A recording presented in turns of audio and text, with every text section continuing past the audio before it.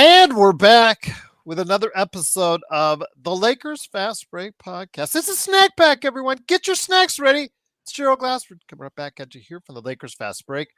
Pop Culture Cosmos, where we cover the latest news and trends in pop culture each and every week, twice a week, wherever you get your podcasts.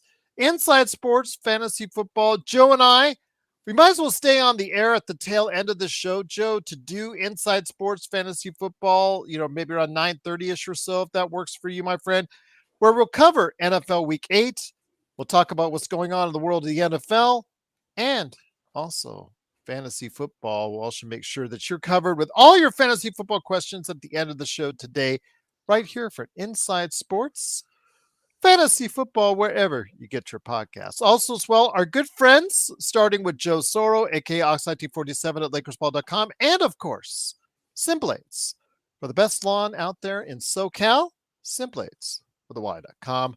Also, as well, of course, John Costa's channels, Clutch Talk and Lakers Corner, which you're watching us right now on, besides the Lakers Fast Break.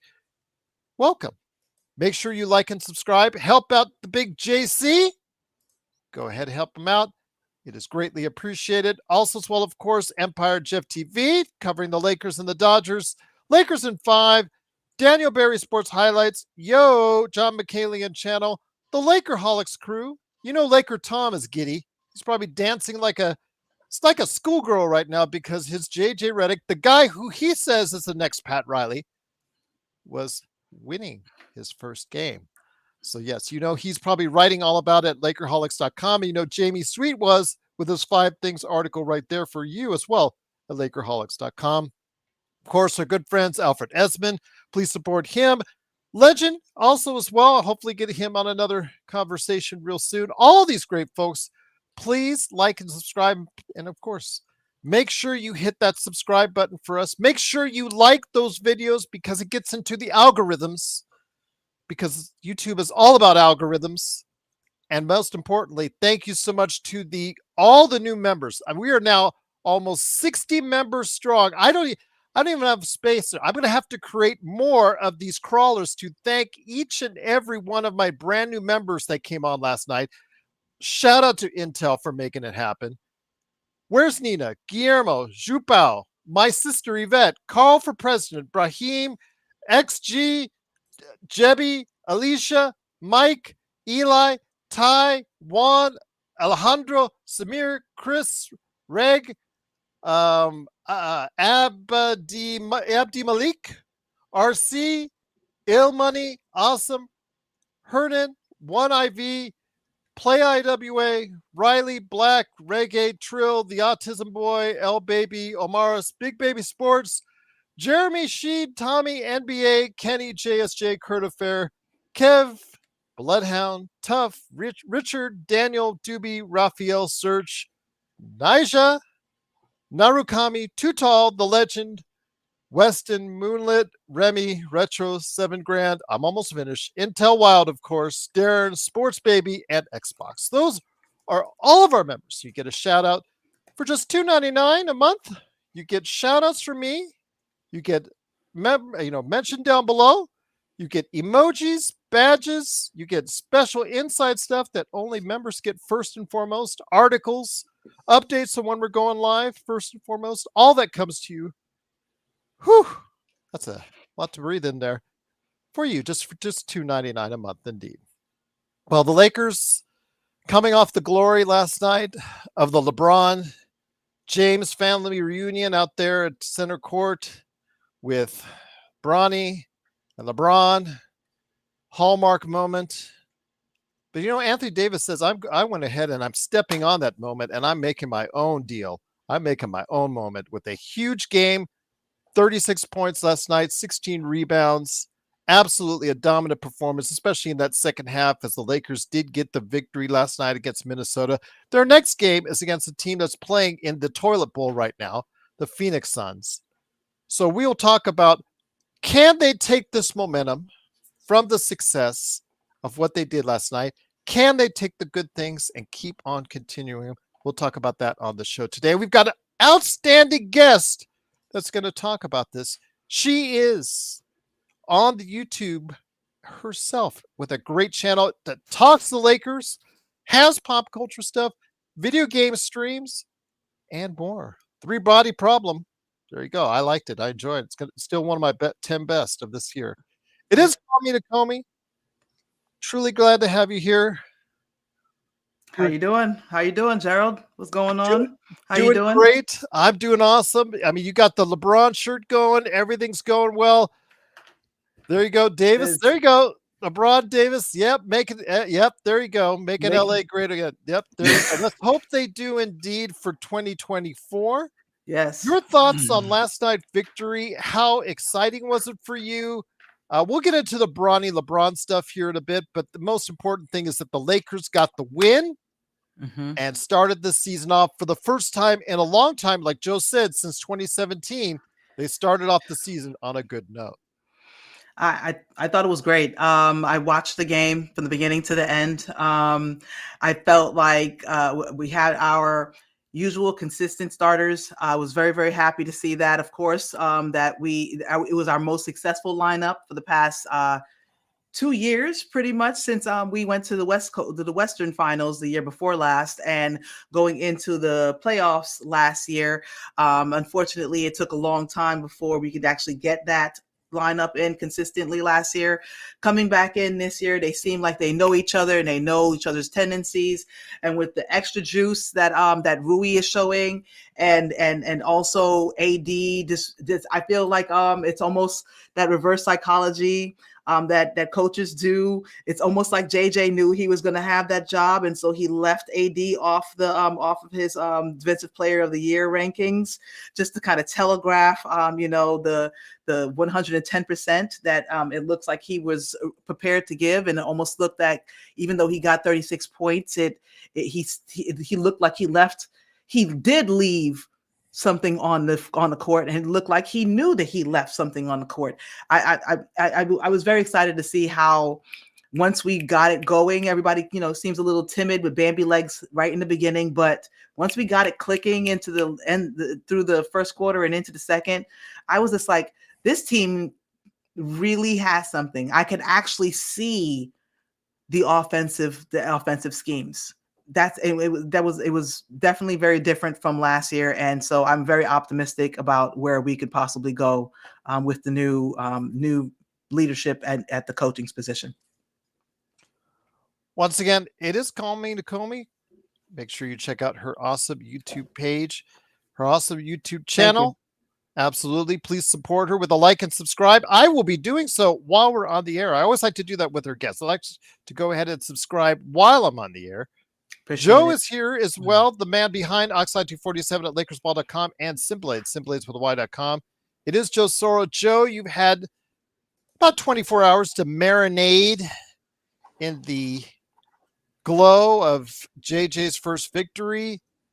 You and I said very glowing things about JJ's first coaching victory. We were very impressed with what he laid out.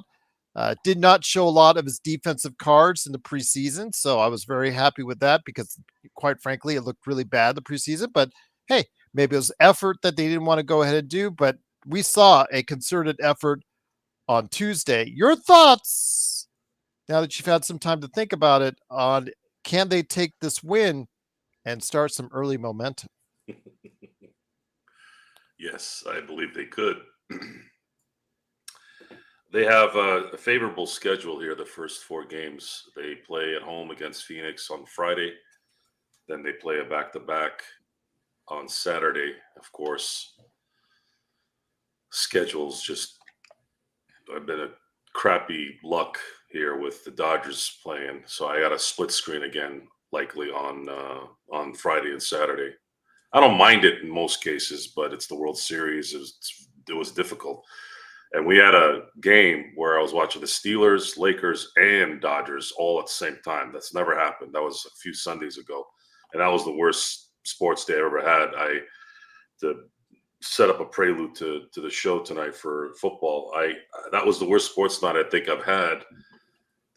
All 3 of the teams lost, and I lost both of my games in fantasy football. But as far as the Lakers bouncing off what they did yesterday, I was going back and forth on whether it was a combination of just good execution and also poor play by Minnesota. Minnesota, for those of you who don't know, had a pretty major trade here about 3 weeks ago,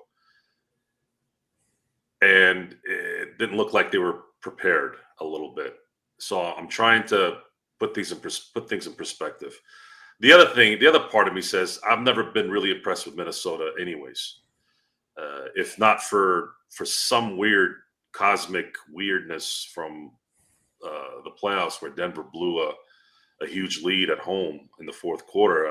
It'd be much worse for Minnesota, but they kind of made their mark a little bit off that game, and then they got beat by Dallas. And then, of course, because they're young, there's hope that there's going to be some progression there. But I am not a fan of Anthony Edwards, the focused part. His athleticism and his gameplay is obviously pretty good. You all know I don't just throw the word great around. I think we throw great around way too much. Great is supposed to be for LeBron and Steph Curry and Jordan and Kobe.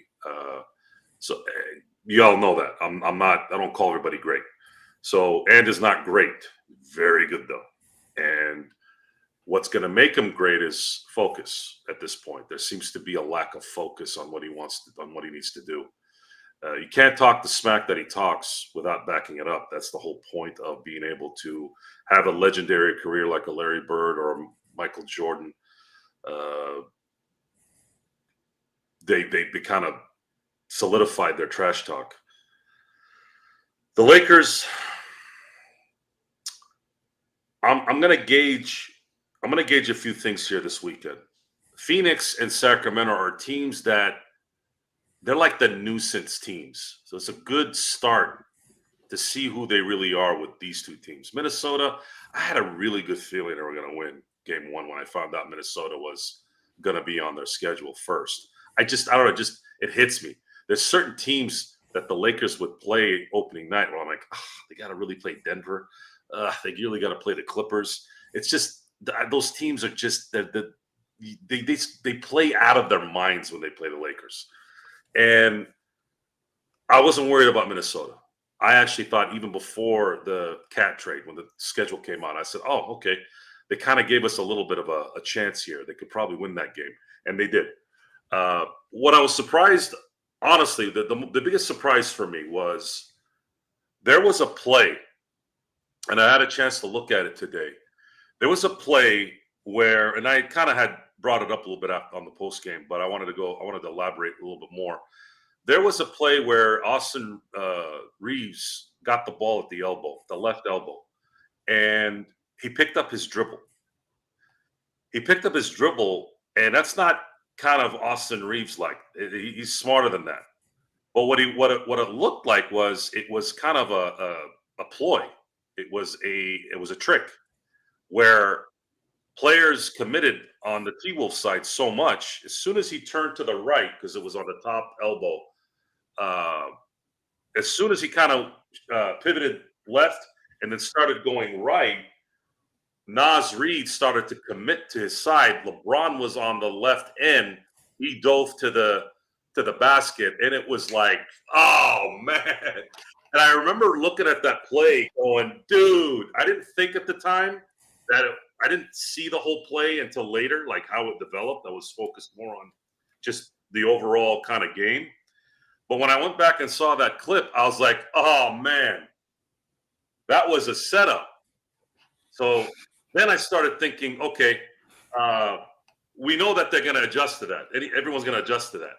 And what are they going to do to adjust to that? And then I started going through some things, and I'll go through it over the show here. I don't want to talk, for the next 10 minutes. I know we have guests here, but I'm going to get into a little bit more of the shift from that play and how it's going to be when the opposing team does not commit to the trick and how they can still get something there, because basketball is always about adjustments, right? And adjustments, to put a button on this particular discussion, is something that Darvin Ham couldn't do to save his damn life. and especially after halftime, especially after a bad sequence of runs by the opposing team. Two things that I loved about this game was the fact that, holy crap, we had some plays coming out of a timeout that actually were. I felt like I was watching Mike D'Antoni coaching all of a sudden. Mike D'Antoni, I know he has his faults.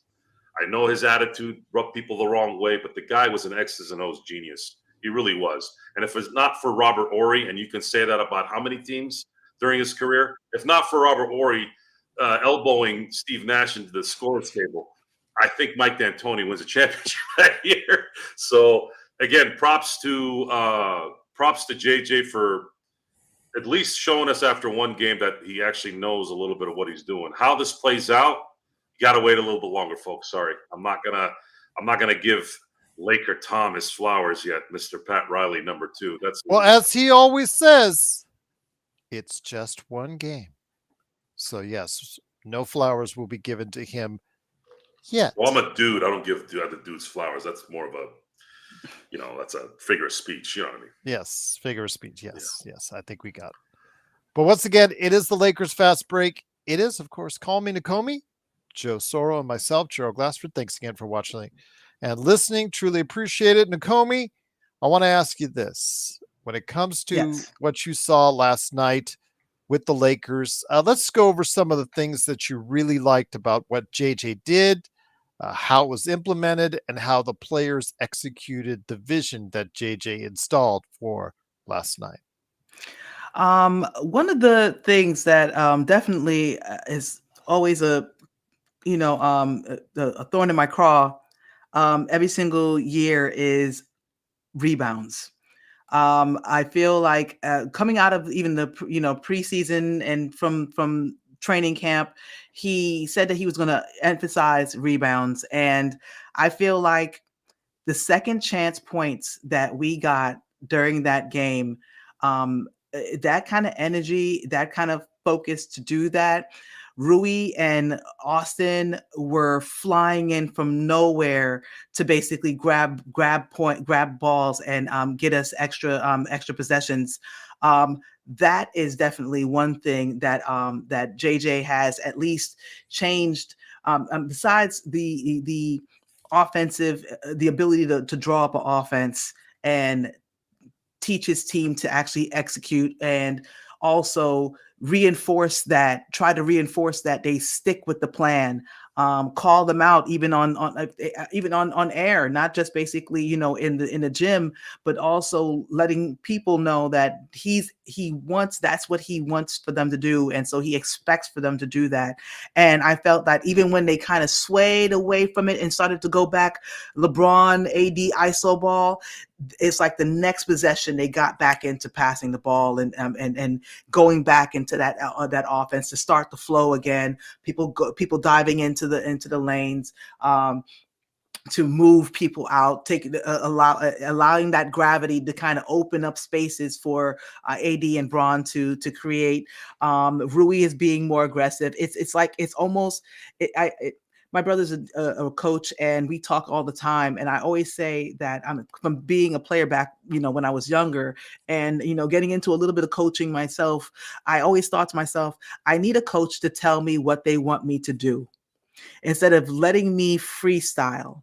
When you do that, you basically allow the players to understand that this is my box, and I can get out of that box if I get the green light from the coach. But at the same time, these are the expectations.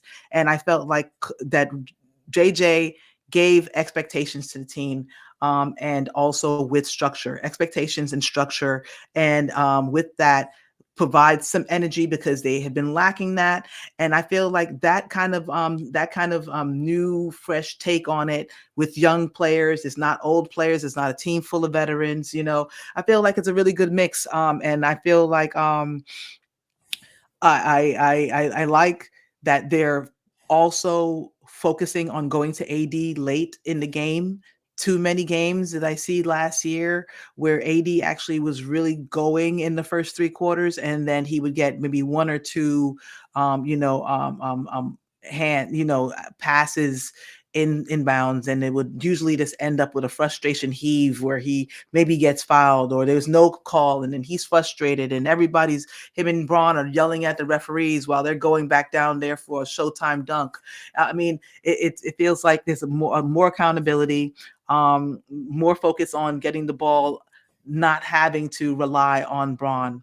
I like those are things that that jumped out to me while I was watching the game yesterday, and it has me really looking forward to, like Joe said. And I'm sorry, Joe, I didn't say hi to you before in the beginning of the That's live okay. show That's thing. okay, Nakomi. I don't Yeah, like to you say don't have to worry how to about that, Nakomi. I I'm like sure to you be have polite. feelings I for like to be stuff, polite. so you'll be fine. You'll get used to No, me.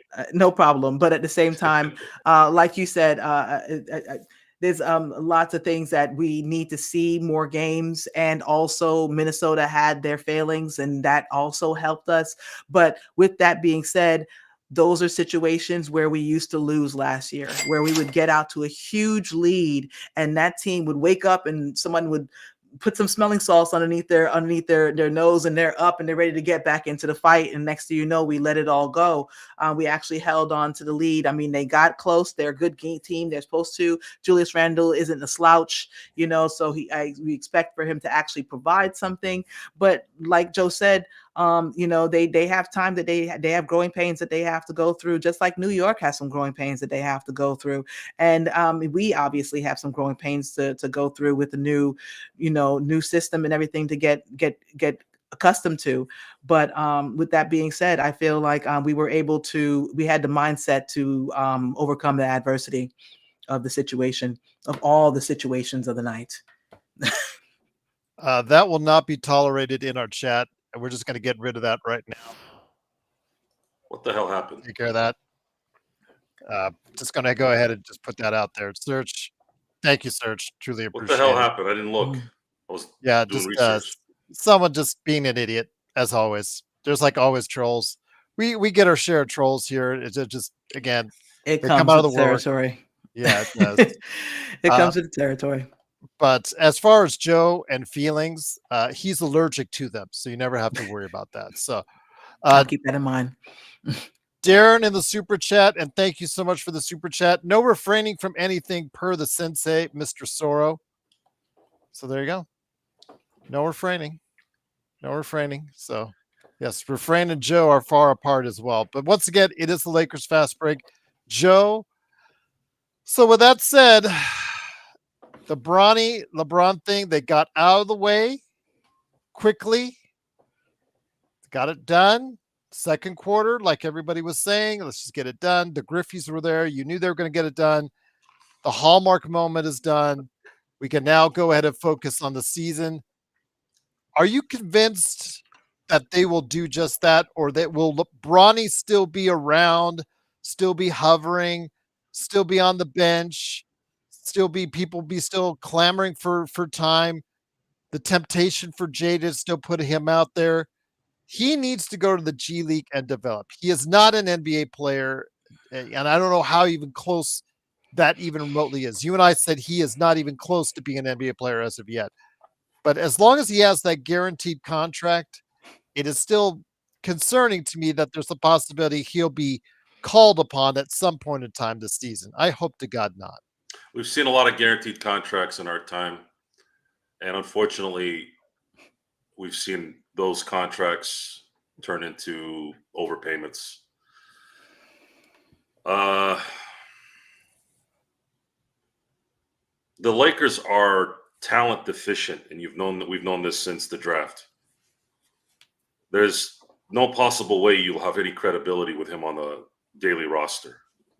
You guaranteed him a contract, which means you're probably going to give him a chance to develop. That's fine. But he has no business being on an active roster in any way. We're already in a position right now where one of the really bad signings of this summer after one game is showing exactly what he's done the last 2 years. We have to wait a little longer too, still, but we all know that basketball is not very hard to figure out. Basketball is the easiest talent evaluation in sports. There are some that come through the muck. There are some that kind of fight through it. I'll use an example a little bit. A lot of times location can be a blessing for certain players, but at the same time, you also got to look at the position of that team as well. Let's use Scottie Pippen Jr. as an example. Scottie Pippen Jr. was playing with the Lakers for a few years. You'll remember us talking about Scottie. There wasn't anything really too negative about Scottie Pippen Jr. I mean, it's very hard. It's extremely hard to see an offspring try to compare to the father. I mean, Scottie Pippen is one of the, when you build a basketball player, just in terms of physical, Scottie Pippen's probably with the mold. I mean, 6'8", arms from here to the next town, athleticism. I don't think people really get how freakishly athletic he was, because you had Michael Jordan, who was the Bo Jackson of the NBA, right? And you can't expect it. You can't expect Scottie Pippen Jr. to live up to that, even though there have been offsprings that have. I mean, look at Marvin Harrison Jr. He's got the potential of being better than his pops, which is just, that's not, it's hard to fathom. I mean, I watched his pops play. He was a freak. But you could see that there was something there. It just probably wasn't enough to be a good rotation player on a team that's competing. But he went to Memphis, and Memphis has had a little bit of issues the last few years because of the John Morant situation. And he's got a lot of playing time, and there's not a lot of pressure in Memphis as there is in LA. So that developed into something. However, I believe that Scottie Pippen Jr. actually had NBA potential skill. I do not believe that LeBron James Jr. does, from what I've seen. And as of right now, it would be very, very smart of the Lakers to not have him come up at all for the entire year. Let's just let him go train in the G League. And as far as how you bounce from that to the day-to-day, one thing that the Lakers have going for them is the talent that they do have is extremely young. And if JJ Redick is going to, apparently after one game, get these guys moving and rebounding and playing defense and getting out on the break, yeah, if there's a time to do that, folks, it's when they're 25, 26, 28. AD's like the only young old guy on this team. And I'm sorry, folks, what are you getting paid to do? You're getting paid to play basketball. And I've heard every player the last 30 years watching the game, hey, man, Stu always says it. Stu Lantz always says it. This is a young man's game. If you're sitting at 26, 27, that's your prime.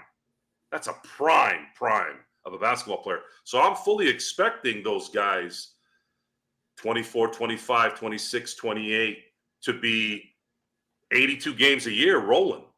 And if they can do that, then I'm going to have to eat crow. Now, on Lakers ball, which is where I reside for my social, I should say my Laker forum conversations with my people over there, you can't literally, I'm not going to literally eat a crow. I tend to take things seriously, and I say, okay, you want me to eat something that would taste like trash? I hate black olives. You might as well be feeding me cockroaches. So I made a deal with the boys over there and the girls. I said, all right, guys, you guys got to pick a time in December probably, or maybe beginning of the year. If this team is sitting at 20-10 after 30 games, I'll eat crow, a.k.a. black olives. I'll do it on the show. You guys everybody can watch. I'll eat the whole damn thing. And apparently one of the guys said, I got to drink the juice too. I mean, I'm going to throw up. I'm going to be honest with you. I don't know if I'm going to make it. I'm talking about the second I see olives on a pizza, black olives on a pizza, I've tried to take it out. The second I take a bite, something's in there, and I'm like, oh, this. Well, you've done the wing challenge on the air. You've done the spicy chip challenge, that one chip challenge on the air. Should be a piece of cake. Walk in the park. Those tasted good, at least. Okay. This is going to taste like pure ass. Okay. So we'll see. I got to figure out what's considered eating crow. I'm not going to, hey, guys, I ain't eating crow if they're 20 and 18. Yeah, you Sorry. guys, you got to make sure. There's no crow to eat there. Yeah. No, not at all. You have to make sure it's defined specifically, Joe, Yeah, you or gotta be somebody specific. will find a loophole Yeah. and try The to call you out on sangria, the sangria green olives. Anytime there's a sangria, I don't drink sangrias unless I'm at a place where they're serving it. For some reason, those green olives are not bitter to me, or So too green olives, you vinegar. like, black olives, you don't. Black olives are death. Okay. I as soon as I eat it, I'm like, I can't eat for like hours. It's just in there.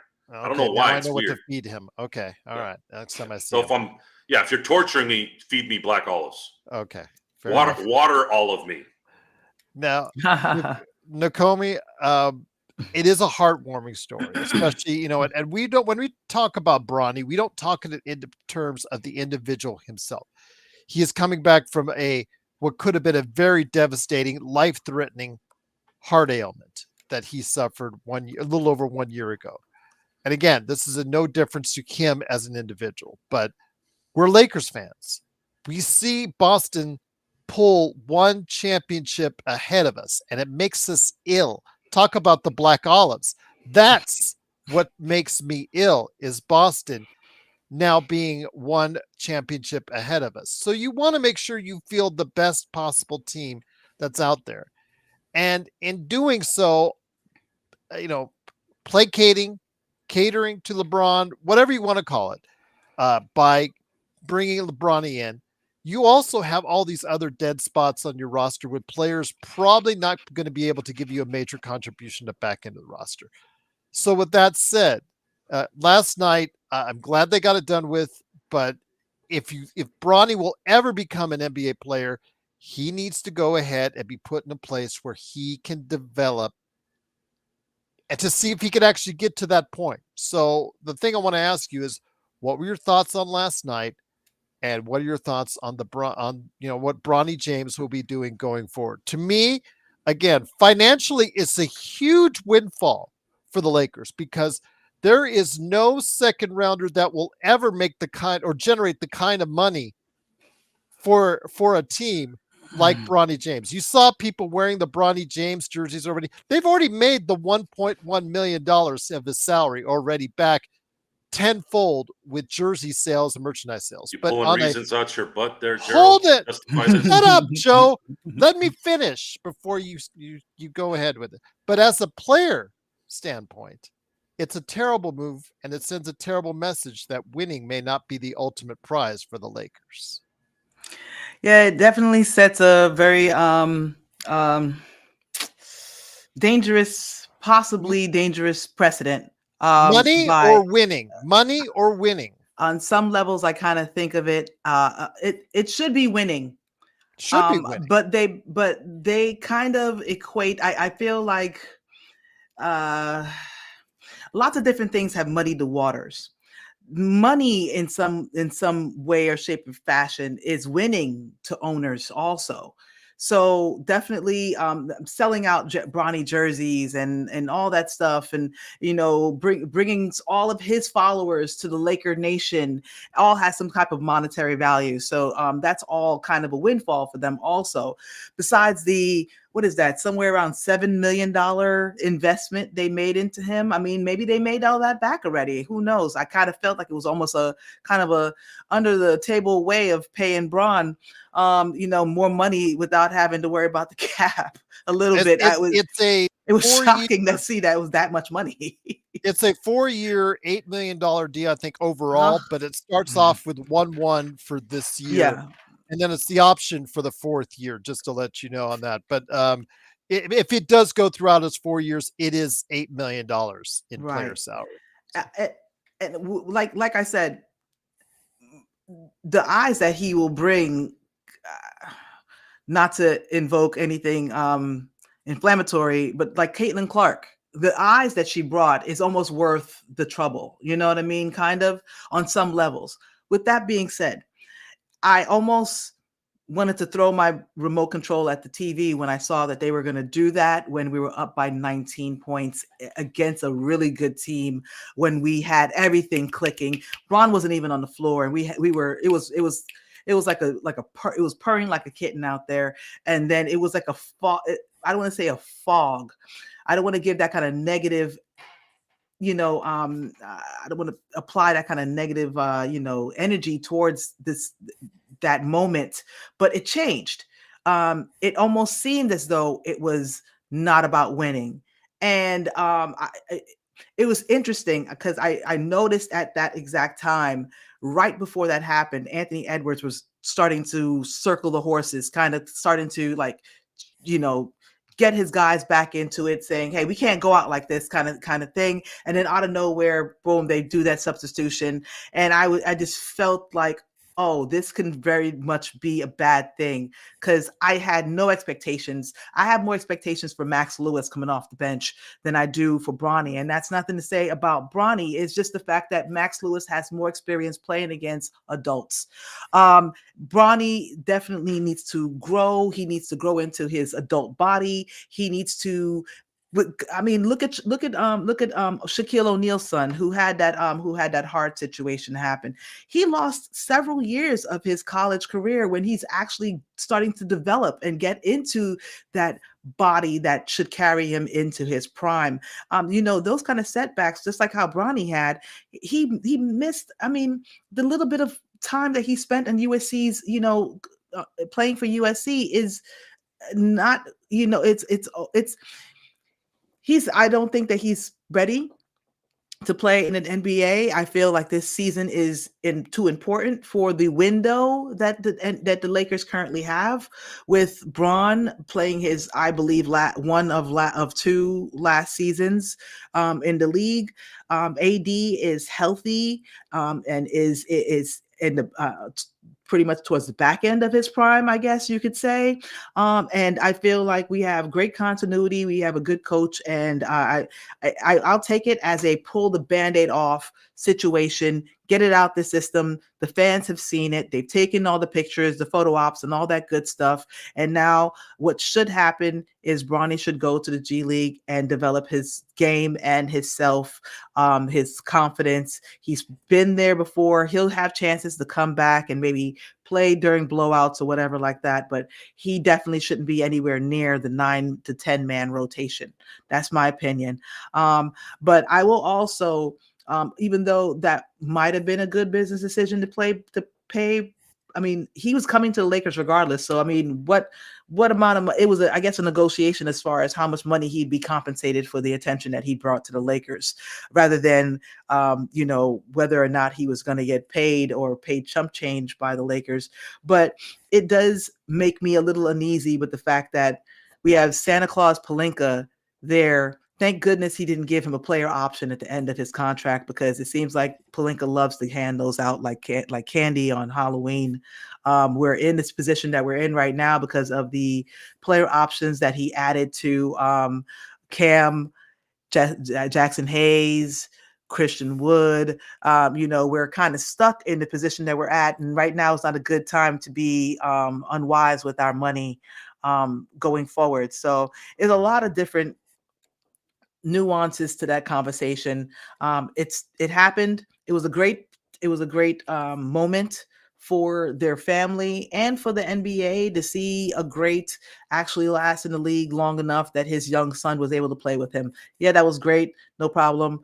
I might be rubbing some people the wrong way with how I feel about it, but with a lot of different things, basketball has been here before and will be here after this generation of players are here.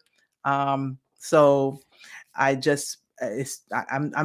a Laker fan above all things, and I just don't want it to basically get in the way of the potential that we have for the season.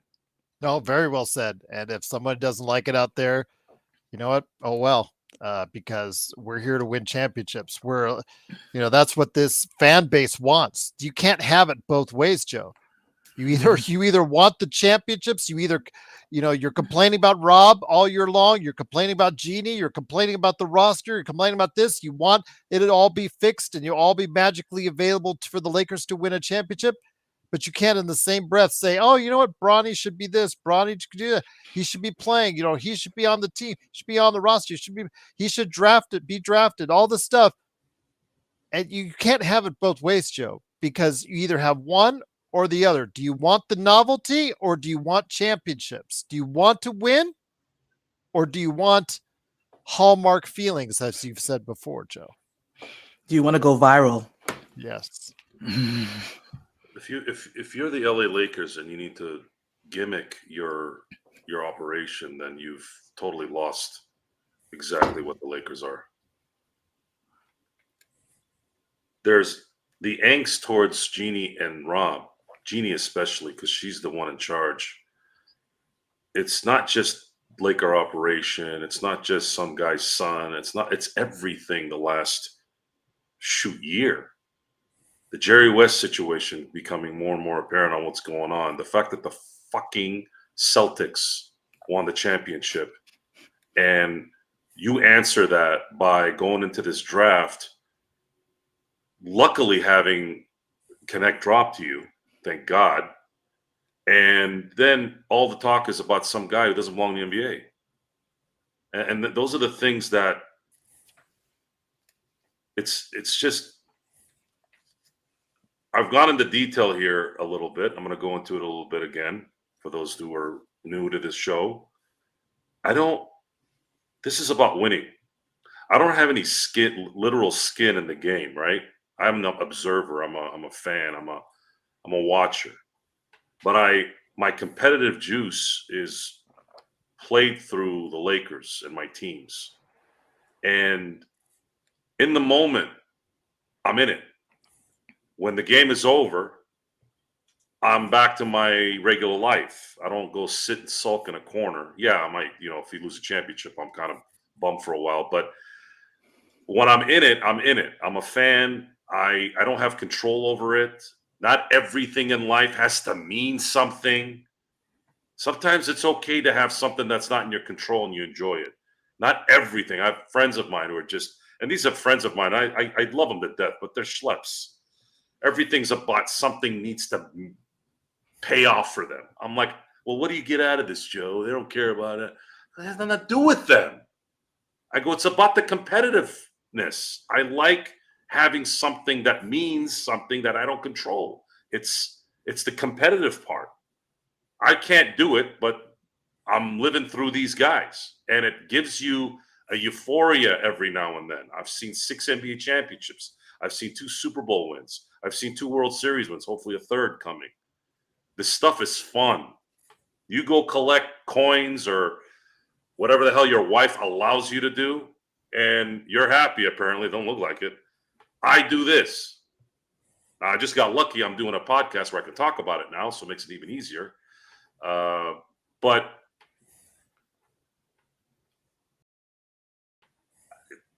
the Lakers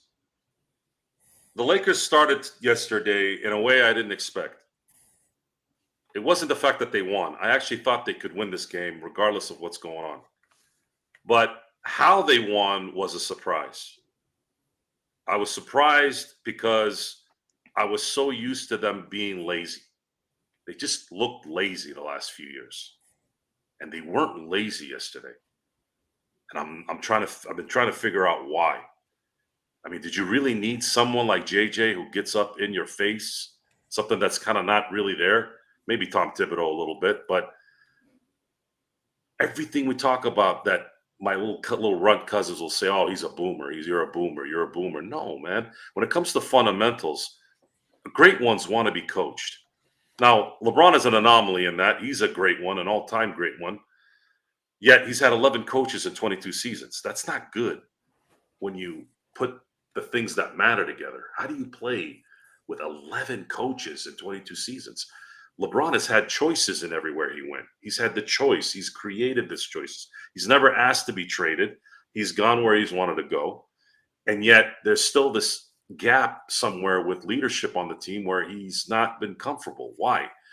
After a while, you start to wonder, well, if there's 11 coaches in 22 seasons, what are you doing there, LeBron? You can't just blame it on the coach on that one. And when you don't have when the general is not, if you don't allow the general, which is the coach, no matter who you are as a player, if you don't let that general be MacArthur or Patton or the great generals in our time, how are you going to continue to win? And right now, we're going to find out if JJ Redick's going to be allowed to be that great general. Because I want to see what happens to this team when they're tired and on a 3-4 game road trip in February. And JJ Redick might be getting under their nerves, might be saying things that they don't want to hear at that point. Maybe they were out the night before and he's like, what the hell are you doing? Jerking off, blah, blah, blah, and all that. I want to see how they react to that. I definitely want to see how LeBron reacts. I would love to see JJ Redick get all up in LeBron's business if he does one of those thought he got fouled and lets his team die on a 4 or 5 break. I'm kind of curious to see if that's going to happen and how he reacts to it. Is LeBron going to go on Twitter and put some kind of unicorn on there, some subverged message? That's kind of what I'm looking for down the road, because it's those moments that are going to dictate what really ends up happening at the end of the year. The end of the year, unfortunately, with the talent right now, unless they can play like this with any competition, they still need a couple players. And I don't know how they're going to be able to do it because they don't have any assets. But there's a lot of variables in there. Health, how things just kind of come about depending on who they play. We'll be here. I'm willing to eat the black olives if I'm wrong, and I'm hoping I'm wrong. I always hope I'm wrong because I want the Lakers to win above all that. I don't care about being wrong. Win, and I'll be happy to eat it. So with that, Nakomi, we bring it back to you. And once again, it's CallMeNakomi from CallMeNakomi World on YouTube. Please like her videos, subscribe to her channel, do whatever you can to support her out. She is a fast-growing Lakers channel, along with some pop culture mixed in. Saw some game streaming as well. All the kind of fun stuff you can catch today at just CallMeNakomi World right there for you. Yes, Call please. Me Yes, absolutely excellent channel. Call Me Nakomi, and for you, Nakomi, I saw a special emphasis on the Lakers. So with that, they get the win. We head over to watch Phoenix, who are playing in the toilet bowl right now. They don't have any type of travel really, so they'll be pretty much rested come Friday. So you get a fresh Phoenix team against a fresh Lakers team. What are you expecting then on the first game of a back-to-back with Sacramento looming large right after? I expect I started, but I didn't finish filling out my expectation, my records projections for the season. I honestly I believe that we're gonna beat Phoenix, but I feel like Sacramento is gonna catch us. They match up year by year. They match up very well with us. Maybe we might be able to put up a better fight with some new schemes, not being just iso ball with LeBron or AD and D'Lo throwing up a last second shot, or AR trying to draw fouls. I feel like we have a better scheme going into it. So I feel like we should come out of the next 2 games being 2-1 afterwards. But I feel like we'll be able to, because we already played Phoenix in the preseason. I feel like we should be able to and beat them. I feel like with them actually playing a good amount of their starters, into late periods into the game, I feel like we'd be able to match up pretty well with Phoenix, and we might be able to pull it out. I don't think that they're too much of a match for AD in the middle out there in Phoenix. It's just going to take extra effort on the defensive end to guard their 3 stars. Max Christie is going to be really good. I think that he's going to be. I think that he got some of the assignments on KD and I think I saw AR guarding Beal. I can't remember who exactly was on KD or Brooks, or which one they're going to have, who's going to have the assignment. But I think that we should be able to be able to hold them to at least, maybe 110, and maybe this go around will be a little bit more efficient and be able to get 120 out of us. So we should be able to beat Phoenix, but I feel like Sacramento's going to be more of a toss up, and I'll give them the edge since they beat us handedly. I think they pretty much swept us last year in all of our head-to-head matchups. One other thing real quick, just to bounce off of what Joe said earlier regarding JJ about later on in the season when it starts to become those dog days of the season, the 82 grind. I wondered to myself, because I'm just like, you know what? I don't think that JJ is a player coach. And I think that that's actually what we've been needing. I think that the coaches that we've had in the past, couple coaches have been trying to be friends. But I feel like we have the technical along with a little bit of a tyrant. I just hope that JJ doesn't become too much of a tyrant and, lose the locker room. But I think that with the goodwill going into the season, I feel like we should be able to get through the storm of when, another thing though, too, with JJ to be aware of too. He's from the media. He's going to know how to use that post game, interview to send subliminal messages to his team. So it's going to be it's going to be a very interesting chess match with JJ and the team and the front office and the rest of the league. It's going to be must-see TV. Yes, hopefully in a good way, as opposed to must-see TV with Darvin Ham in a bad way with all the comments that he made during the course of last season. Joe, before we head out, or actually before we turn it over later on to our Inside Sports Fantasy Football, we'll talk about that. Joe, again, back-to-back coming up this weekend. Very interesting to see how they're going to lay it all out. It wouldn't be unreasonable to think that a split would be in order, but Phoenix, who right now, let me go ahead and see, they're behind to the Clippers in the Intuit Dome by 3 in the third quarter. So they're matching up well, evenly. We'll see if they go 0 for LA, but in order to do so, you've got Sacramento looming on a road game right after. So yeah, right off the get-go, Joe, it looks like the NBA wants to go ahead and hit the Lakers hard. 2 good teams to face to start the season, then a back-to-back to follow it up with. If you're going to face good talent, better to play now when you're fresh. And then they go on that Midwest road trip against okay talent. Toronto's Cleveland's good. Detroit, Memphis could be good this year if everybody has their head straight. I'm caught between what I want done in a particular time. I'm still not sure if I'm going to be happy after a week or happy after 2 months. I'm thinking December. But at the same time, this team doesn't really have time. It's just the predicament they're in. They've started slow the last couple of years only to deal with the headaches. And then as soon as the All-Star break hits, they really don't get much help from trades or whatever. And then they go on a run where they'll win 15 of 18. I'm sorry, they'll go 15-8 or something. And then it's resulted in one playoff win. I don't know. I'm sorry, not one playoff win. The playoff win. The last 2 series, they've won one playoff game.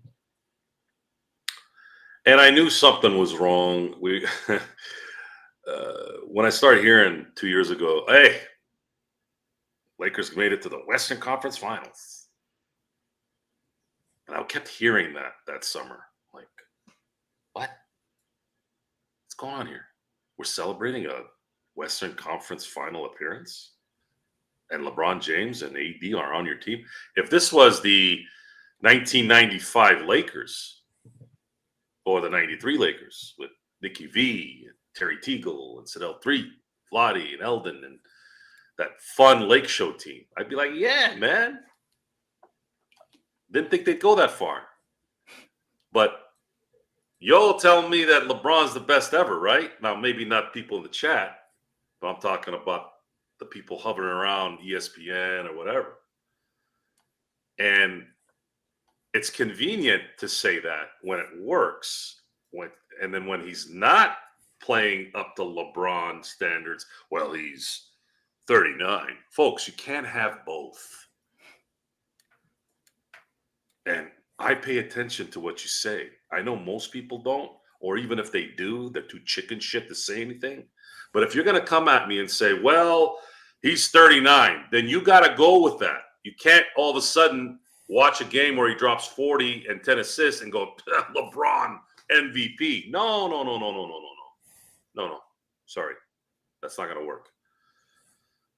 This is AD and LeBron's 1, 2, 3, 4. This is their 5th season together.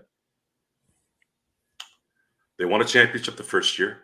Second year would have been a championship. Unfortunately, we got set back with the AD injury. Since then, bad decisions, bad chemistry, bad coaching hires, and it's been going on and on and on. And that is a waste, folks. It is a waste of this particular era of arguably the best talent in AD of this particular era, and of course, the best player of his era, the last 15 years in LeBron James.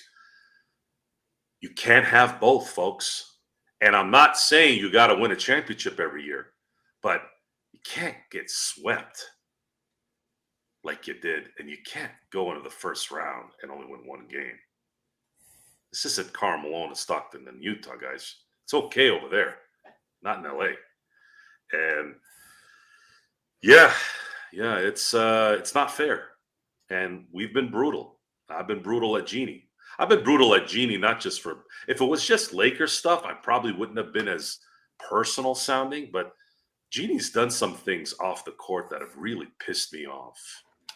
Because so many people out there sit on their high horses and live in their glass houses and do all the support shit, right? I'm not going to go into the details on that. You probably all know where I'm going with it. And then I go to downtown LA. Lakers Live used to be clean. Everything around Staples was clean. Now I go over there, there's literal piss everywhere around the parking lot areas. There's graffiti in an entire building next to Staples. Looks like Escape from LA stuff. Isn't this your hood? Isn't this your town? What are you doing? Oh, you're going on TV and going, we're here to support. Oh, I'm going to put a little button here. The fuck is a button going to do? What are you doing around your neighborhood? So you start putting all this together. You start wondering why everything's fucked up. Your neighborhood looks like shit. Your team is run like shit. Your icon hated you. You hated him. You're calling his wife at 11 o'clock at night, telling her, or not even calling her, you text her, telling Laker legend number 1 in a lot of books that he is not welcome anymore. You take out a PPP loan when there are people, small businesses dying left and right, and you want me to be nice because you this little thing with father-son things? Yeah, I know personal stuff starts to get into the sports side. And for me, my approach to this is, yeah, I might not be a known guy, maybe one day, but I'm trying to call out those who are doing things that are suspect. And I know it's not going to be a good thing. I know I'm never going to be able to get into the press box at this point because all those censoring assholes won't allow somebody like me in there because they know I'll say something, right? And people don't like to be told who they are. And that's everyday life, by the way. That's not just them. It's especially the ones that are rich and famous and are getting their ass kissed all the time because all these other people want something from them. See, what happens is when someone like us comes out of the freaking muck and we're like, I don't give a shit how much money you have. I don't care who you are. You suck at your job. I'm not just some fan on the internet doing this like a little troll bitch. I'm giving you facts. I'm giving you information that's going on. I didn't make you do this stuff. Why are you doing this? Now, maybe Jerry West did something behind the scenes that we don't know about. And it's probably justified. And they want to keep it secret, right? I even gave that the benefit of the doubt. But then when you start seeing the other things, because I never saw that stuff with Jerry West. Stuff comes out, guys. That stuff comes out. You don't believe me? Look what's going on with P. Diddy. Look what happened to Bill Cosby. Look at this whole island stuff and the Bill Clintons and all that. It comes out, believe me. And I've never heard anything negative about Jerry West from a human being standpoint. Yes, he's hard on people. Yes, he kind of wears you out. You got burnt out from it. But I don't give a shit how much he burned you out. You don't text his wife at 11 o'clock at night telling him he's not welcome. When that motherfucker built everything you have with your pops and with Magic at the beginning, and then Kobe and Shaq. Who do you think got Kobe and Shaq? Who? Jim? Johnny? Jerry motherfucking West got that guy. And he ran that shit in the 80s. And he played and he killed himself when he was playing. These are the things. And I'm reiterating a lot of this for you, Nakomi, because I want you to understand how we roll here. I'm glad to know where you stand. I want you to understand here. I agree. Yeah. Jerry West means a lot. You can talk to my family. Sometimes my family shows up on here. Ralph is one of them. He's my cousin. He's like my nephew because he's my second cousin. My first cousin's son. He's like my nephew. He admits to it too, which is all the more amazing. Well, because people know, look, skill recognizes skill, even though you don't. So just understand that. Shut up, Joe. The point of the story is we are relentless in this. We are not going to back down because we're worried about somebody criticizing us for being whatever. However, to put a nice little soft button on this, if I'm wrong and these guys bust out 20 and 10, I will not only be happy, I will eat shit and say I was wrong. And some black olives on top of it. I'm about to say, and black olives. Well, I mean, it's a figure of speech, obviously. I'm just saying. Okay, I hear you. I want you to all, yeah. Like, I'm not afraid of being wrong. I'm basing my assessment and maybe a little intense assessment off of what I've seen. Now, for some, just like when you have an opinion on someone's leadership, hey, maybe somebody's kicking ass for a couple of years at work, right? Then all of a sudden, year 3, they start to just shit the bed. And then year 4, they fall off the rails. Now you're like, wait a minute, this guy was awesome year 1 and 2. And now he sucks. Supposed to be the genius. Shit changes. Just you brought up the when people age during presidency, right? Mm-hmm. Like sometimes presidents have a good first 4 years and then they suck the second half. Some have it vice versa. Some suck the entire time. That's life, folks. Sometimes you don't do well all the way through. Mm-hmm. Not everybody can do that. So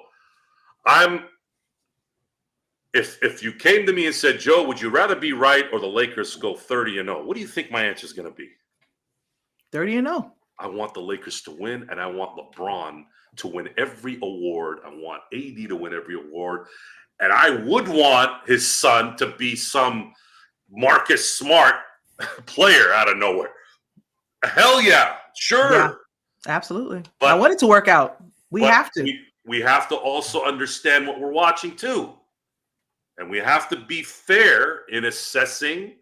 And, of course, the delivery of it all will always depend on the atmosphere, because we were very supportive. I was impressed with how Rob took care of everyone last year, and we were very supportive. If you go back and look at the footage, we were supportive. Now we're like, hey, guys, Rob gave you all your money. He extended AD for the second time. He extended Vando. He was extending LeBron again because LeBron's doing his one. I'm like, dude, this guy's just extending everybody. He's like, all right, motherfuckers, you got your shit. Now go show it to me. Well, guess what happened? He extended some of the wrong people. And he gave a little bit too much out there. Yeah. And that, again, you got to take the heat on that. Absolutely. I mean, I'll say this definitely, Joe. When the whole what was the guy's name, the coach from UConn, that everybody was assuming he was going to come and be the next coach, the next Phil Jackson, and be our coach for the next 8 years. I can't remember his name. Dan Hurley. Dan Hurley, yes.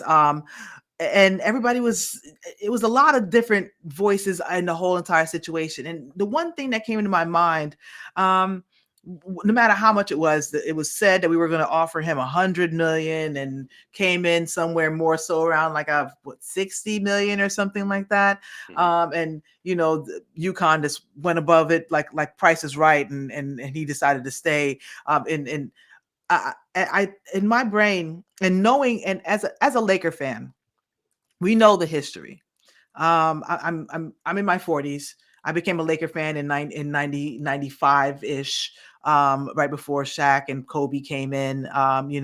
So I kind of know the history that far, and heard of the history before, of course, with Magic and Kareem, and and their fights with the Celtics and everything like that. And also, of course, with all of that, you get the history of Jerry West. And the one thing that always keeps, especially I say it maybe a couple times a week talking to my friends at work. God, what happened with Jerry West and us? Because if only Jerry West was still in the building. That's basically, I keep on saying that, because he got us. He built those teams. He also had a wealth of knowledge that he could give to the new players, or the not so new players, and this also gave you this expectation of winning. That's basically what he wanted to do all those years that he ran against that brick wall. And it was just like, okay, we're going to keep on continuing to win with Jerry. And the big great schism happened. And we all kind of know the story. But at the same time, it just made me feel as though the Lakers, with all the bad decisions, with all the bad coaching hires, with all the bad roster decisions, with the different things, it just feels like there's. I said it in one of my shows. I said that the Lakers are kind of toxic. And as far as the view from the outside, we don't feel like they're toxic. But from the outside, if I was looking in and I was hearing all these things that was happening with the Lakers, I'd be like, yeah, they have a lot going on. Why would you leave your cushy job to come in there, to come in there and deal with the things that Vogel, after winning a championship, couldn't last through, and they're uprooting their whole entire team after winning a championship, and not running it back with that same roster, and the injuries, and the teams rebuilding and catching up to us, because we pretty much we showed you how to play, how to build a great team for this NBA with 3-and-D players, and bigs in the middle, size and 3-and-D. But with all that happening, people are just like, yeah, I'm good. I'm glad that we got JJ in, and he seems like that right kind of lunatic that would say, you know what?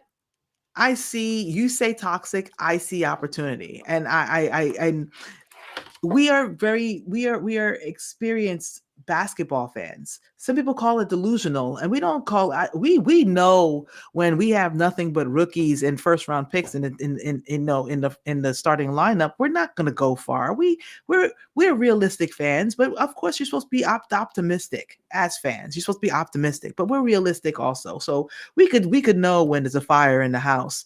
At the same time, we could have the positivity enough to believe that fire will go out, and we'll rebuild, and we'll be back up there again, and surpass the Celtics that only win once every 2 decades. This is my outlook, rant on what's going on, the current state of the Lakers. No, it's a good assessment, because it is. What's the word I'm looking at here? It's a paradox. You've got the goodness of the history and things they've done even recently, but then you have this. The word toxic seems to be the buzzword these days whenever things aren't happy. Yeah. And the reason why they probably didn't bring Jerry West back is because he probably was considered toxic. Toxic or is he considered us toxic. he wanted to come back. He wanted to come back, and then they said I no. know. And I didn't. I'm not blaming him for that. They probably said, "Look, Jerry, you were here 45 years, whatever, how many years he was. And we can't. You're too competitive." You know what I mean? He's too competitive for them. They want to go play with their dogs and slap each other's behind and support each other and go have tea. At least that's the impression I'm getting from them. The ones that are true competitors, the ones that we're used to, the ones we grew up with. So you said you were in your 40s. I'm Yeah. 46. And I was a Laker fan my whole life by association, but I didn't really understand or entrench myself in it until 1991. Hmm. So I usually tell people I officially was in it from 1991. I watched a few things in the 90s and 89, but it was never something of really like dedication. 91. Right. I've been a Laker dedicated fan since 1991. So that's 33 years now. Going to be 34 soon. Mm-hmm. Now, we've been gifted, and that's probably why it's easy to come back. We've been gifted the greatest games ever, not just basketball, sports. We can't be that unruly and that unforgiving. I criticize Jeannie not as a family member, but as a disappointed fan in how she's conducted herself.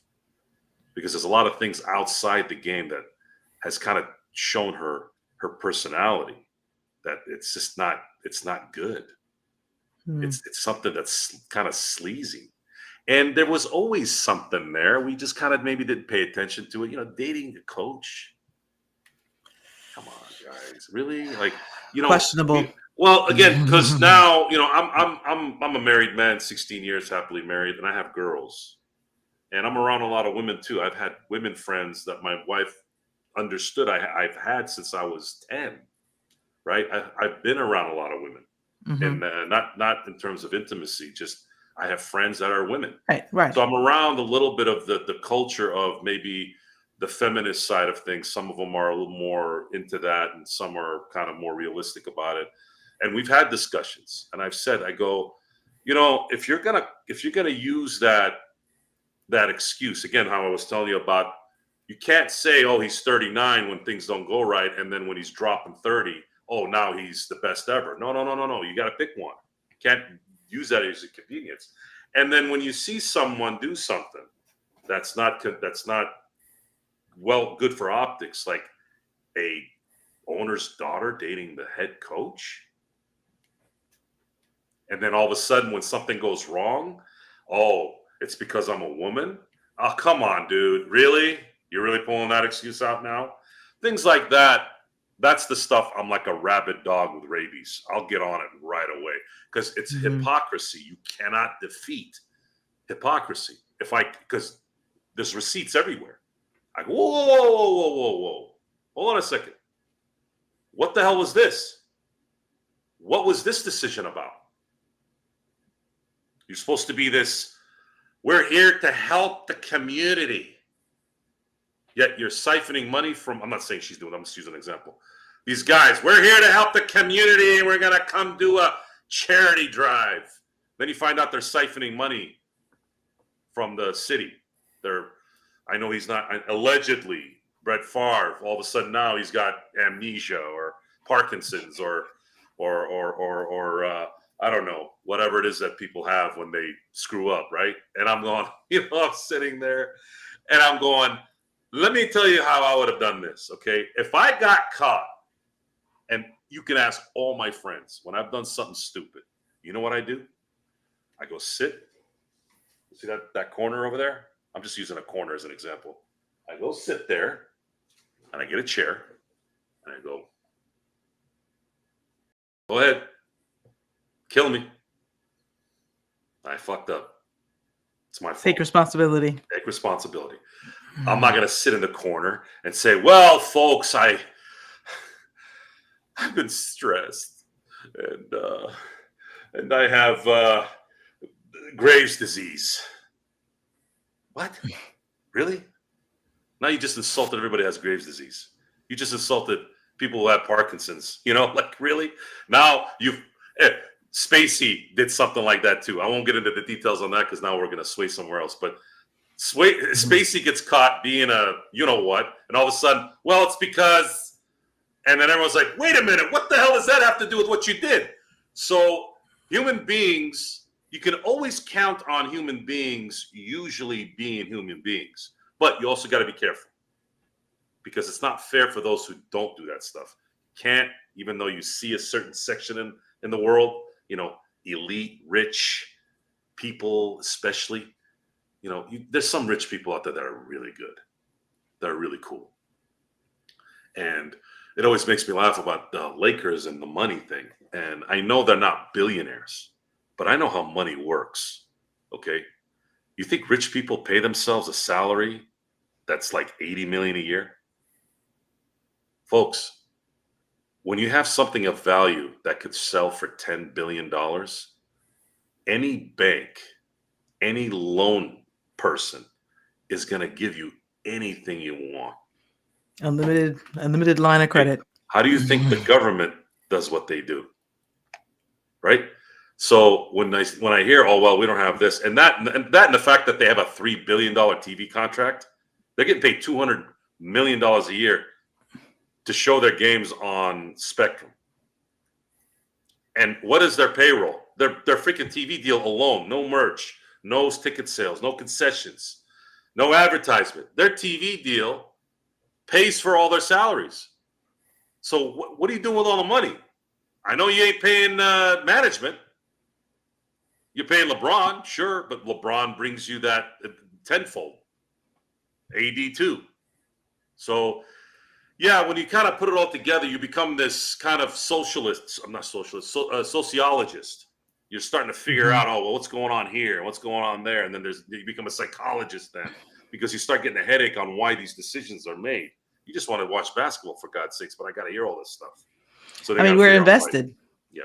But again, we're so invested into it because it's a story almost kind of like that, the government basically, or why America always has a line of credit. I mean, it's a commodity. The Lakers are, and the story that built it and made it where it is. It's if there was to ever be sold, it would probably be sold for, the only other thing that would be sold for more would be the Yankees or the Cowboys, if as far as sports teams. But I will say, hey, like we said, it's a catch-22. It's two sides to every story. And although I'm sure she has maybe encountered situations where because of her her gender, she has been maybe treated differently. At the same time, I don't believe she does, but I don't know. I live on the East Coast, so I don't get maybe as much coverage on her life as they probably do put into the news and stuff like that. But from my, from my vantage point, I more so focus on what I saw her father do and what I see her doing. And to me, her father was more of the gambler. Her father was the poker player. She is the safe penny slots. Maybe, she doesn't want to lose too much. She's going to put how much she needs to put into it to get it out and hoping that she gets a championship. Her dad went out and got championships. Not that he was going to go broke, but he would push all the chips in if it needed to do so. He was obviously a very savvy businessman, understood risk and reward. And I'm not saying that she's doesn't understand that, but I feel like the pressure of pretty much being in control of her family's entire fortune, I feel like she plays way too safe. And she is not taking the kind of personal, she's been around basketball this long. You can't tell me you can't basically be involved in the day to day and just leave Palinka to his own, faculties. And when are you going to wait to pull that cord on Palinka? And if this next 2 years, I'd like to believe that after these next 2 years, she has to pull the cord on him if we don't get another championship. The experiment has run its course, and you make a move. Her father would have made a move. I'm not trying to compare her to her father, but unfortunately, we have to. Because her father was very, very successful, and we are invested in this entity known as the Lakers, and we want to see them do well. I want to see her do well, but at the same time, kind of like what she needed to do with getting rid of her brother and Mitch Kupchak, because they were definitely also running us into, staring us into that brick wall. I feel like if she decides to become too hands off, put it in creative control, that she'll basically lose it herself. I don't think that hey, it's not beyond the realm of imagination that she might that they might realize that, okay, maybe we are over our heads, and we're about to start losing a value of the team. If we, it'll always make money, but at the same time, the Yankees have to keep going to have to at least be competitive towards the World Series every few years for it to retain its value. Same thing to me with the Lakers. And if we're not competing for it, that's basically it's at the very least, that narrative alone adds to the value of the team. But when you're moving like you're not trying to win a championship, it definitely calls into question, the leadership, and also, when it is that change might be made. I hope that the Buss family could continue to own this team, but I don't know if a billionaire came along, if Bezos came along and said, "Hey, you know what I want? I want the Lakers. Here's a check. You fill in the amount." Would the Buss family say, "You know what? This has been fun. It was Dad's thing." I truly believe if they were inquiring or if they were thinking of selling the team, I would not be shocked if the Guggenheims aren't the first in line. The Guggenheims. If the Guggenheims come in, because they can talk to AEG about buying the entire lot there of the stadium, because the Buss family doesn't own the stadium, which is why they're not the number one on Forbes list as most valued NBA team. The Knicks are. If they owned Staples, they would be number one. And Golden State with the Chase Center. Correct. So there is I don't think Jeannie will ever sell the team. It would have to be the next generation. So we're with Jeannie for another 20 years, at the very 20, 30 years, however long she's operating. She's what is she? 55? No, she's in her 60s. 60s. She's in her 60s. Yeah. Okay. Mm-hmm. So let's say she decides to retire in 10 years. Jesse Buss takes over. Is Jesse Buss going to be the guy that run things? From scout to owner to governor. I wouldn't be surprised. I've seen a non-speaking English, long last name, barely speak English superstar that was a world champion athlete, worldly actor, and also governor of California. Anything's possible in America. When my dad, God rest his soul, he said one thing about America, and it never left my brain. My dad wasn't a preachy guy. He would say things, and it just would stick sometimes. He goes, in America, there's a chance here. And he knew. He came from a different country. So he said, in this place, you have a chance. You have a chance to do something. That's the pursuit of happiness is written. It's written on that paper, man. You have the freedom to pursue your dream. And whether that's a dream that the next generation of the Busses, which isn't, I don't know if that's technically correct, because they're siblings, right? And I know they're younger, but I just don't see somebody like Jesse and what's the other name? The other kid's name? The one that was born in the 80s. It's Jesse and who? Johnny. Johnny's the older brother, isn't it? Oh, okay. That was the Yeah. So anyways, one was the older brother, but then there was coming from a Dodger fan, and I had the pleasure of rooting for the Dodgers right at that time of my it's Joey and Jesse. Joey, that's it. Joey. The guy's got my name and I forgot his name. The 88 World Series was the birth of my sports fandom. I was invested at 10 years old in that team, that run that they had. I remember it still to this day. Even though my dad's been gone, I still can hear my dad's scream when Gibson hit that home run. It is the loudest I've ever heard my dad scream. It was a beautiful moment. And I lived in Central California during that time, and there were A's fans and Giants fans everywhere. There was maybe 5 Dodger fans, maybe 2 that I only knew. And man, I was getting destroyed, because at that time the A's were they were going to start a dynasty. They should have won 3 straight. And then of course the Mets won in 86, should have won in 87 and 88 too. It should have been 2 dynasties winning 3 in a row. And it was right smack in the middle. The Dodgers, this team with Mickey Hatcher and Mike Scioscia. And yeah, I know the Bulldog was great. I don't know, Kirk Gibson was the MVP, but Kirk Gibson won an MVP. He didn't even barely hit 30. He didn't even hit 30 home runs and didn't have any 100 RBIs, but he was so impactful in so many ways. He won an MVP in 88 before he got hurt. And the Dodgers win that series. And here I'm rolling with the O'Malleys, who've owned the Dodgers for years, Fred Claire's, and then all of a sudden the Dodgers start getting these rookies of the year left and right. And this is right when my high school years were coming. And I'm just like, man, we're getting rookies of the year. The Dodgers are going to start dominating and winning World Series finally, like in bunches.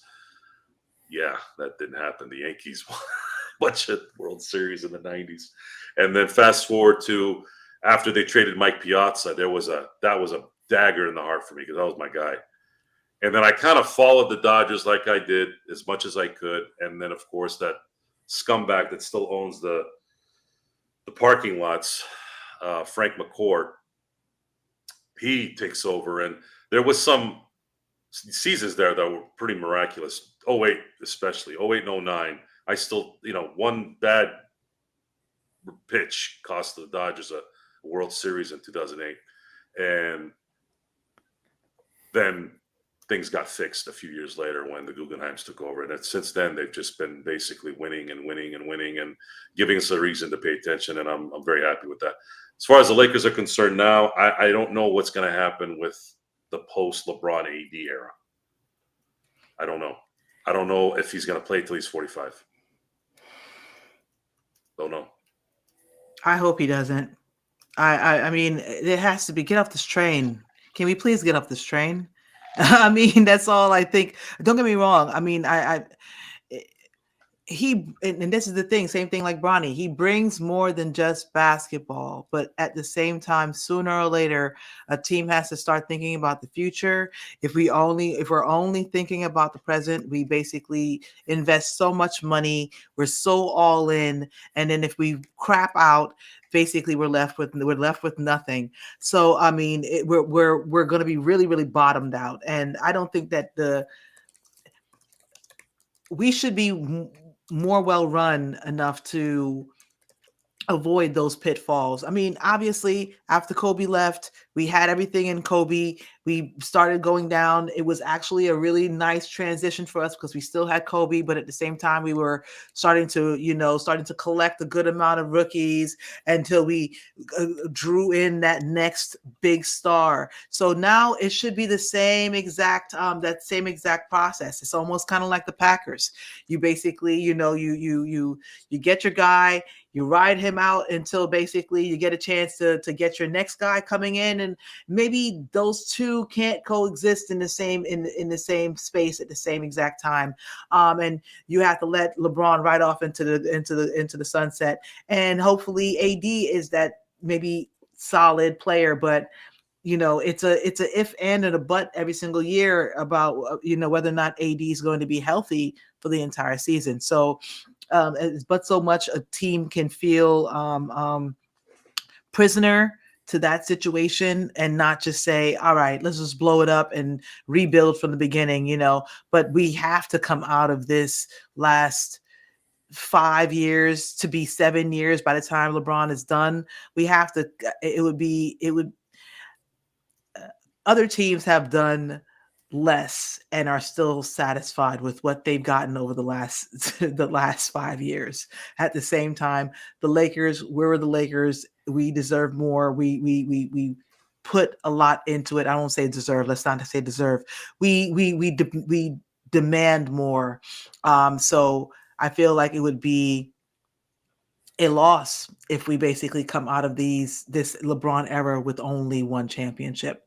Let's see if we could bring one more in, and then we start to rebuild. To be held captive to LeBron James for the next 4 years would be Stockholm syndrome, and we literally sign Bryce, LeBron's rolling up, and he's next thing you know, he's the coach, and it's just going to be we've turned the page. I feel like this is a good transition period for us, that where we have some good pieces we could trade or we could build on with AD. LeBron leaves, we could bring another max player in, and we have the coach and the system that, can help us to propel us into the future. Well, some great thoughts, but I think Bryce is available or can go in the draft in 2 years. I think, Nakomi, if I remember correctly, just as a reference point. But yes, I hope history doesn't repeat itself. And whatever happened last night, great, feel good moment. Let's move on. Let's get the Lakers. I didn't feel good about it. I had indigestion. I had a visceral feeling about it when it came in. I was just like, oh, please don't make this be hubris.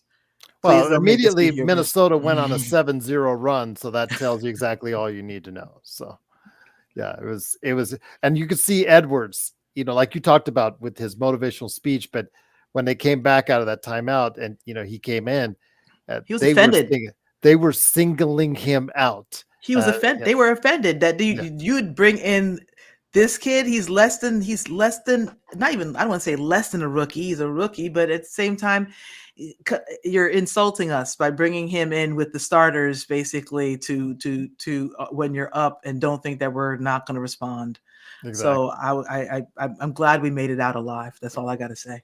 Well, it's funny because Sean, who's nice, absolutely fantastic fan of the show, he sent me a letter. He said it's a fraternity of the NBA, and they won't go out of their way to target to Bronny. And I was thinking to myself, Edwards would be the first one in line to talk smack, and he's the right one. Make a point out of Bronny, and he tried to last night in that brief moment. But yeah, as Joe and I have said, this is a move the Lakers have done. They got what they asked for. They're getting all the money in from the Bronny jerseys. Yeah, that's great and all, but we need to win. That's what we're here for, and that's what we're all about as Lakers fans.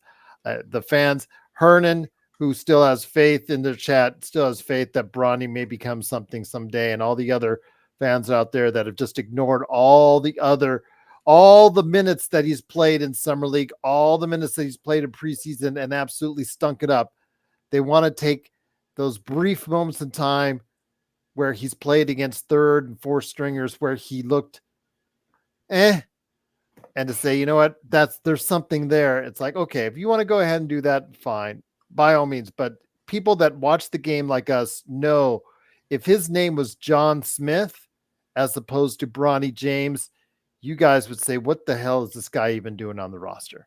It's just that simple. That's the part where all the fuel comes from. The fact that you've had Rich Paul bring his dumb ass out and say he would have earned a spot in it. Like, dude, shut up. Like, just stop talking. We're not stupid. And anybody who believes it is stupid. I'm not stupid. You're not stupid. You're not stupid.